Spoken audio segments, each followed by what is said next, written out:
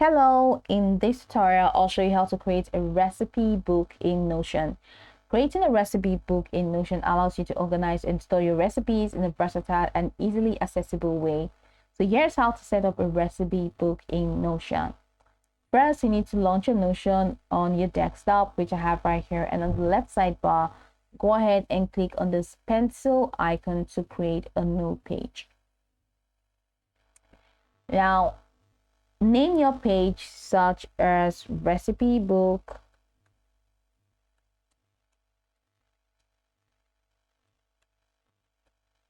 then click on enter. The next thing to do is to add a table or a database. Now, a database allows for more organized and searchable recipes. And to add a database on your new page, go ahead and click on the backward slash and click on type table. So once you type table, then select the table in line. All right, for a table within the page, which you have here, click on the options from this drop down. Now you can click on header row or header column, whichever one you want to do. Click on the three dots menu to add comments and click on the boxes however you want that to go. But these are your tables that are available for you. So that's it.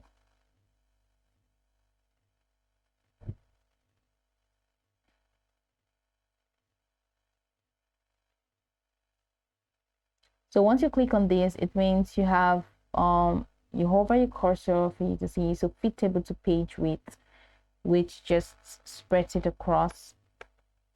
But I'm just looking for a way to collapse it again, which we did before. So you can also click on the borders to adjust the width of the table. Now you can add column to your table for different recipe attributes. All right. So other ways for columns could be recipe name. So text column for the name of the recipe, and this could be for ingredients. And then you can also add another for, you can just click on this plus icon for you to add another. So you can click on that to say insert left or insert right, and click on it to fill the page, and that's it.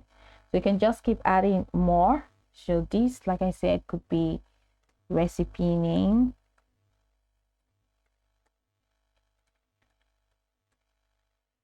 And then these could be ingredients, and these could be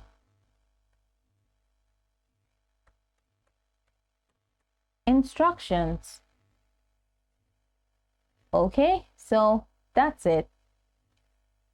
So you can also create views for different needs, right? The default view will be the table, and you can use this to see all recipes at once, which we have here.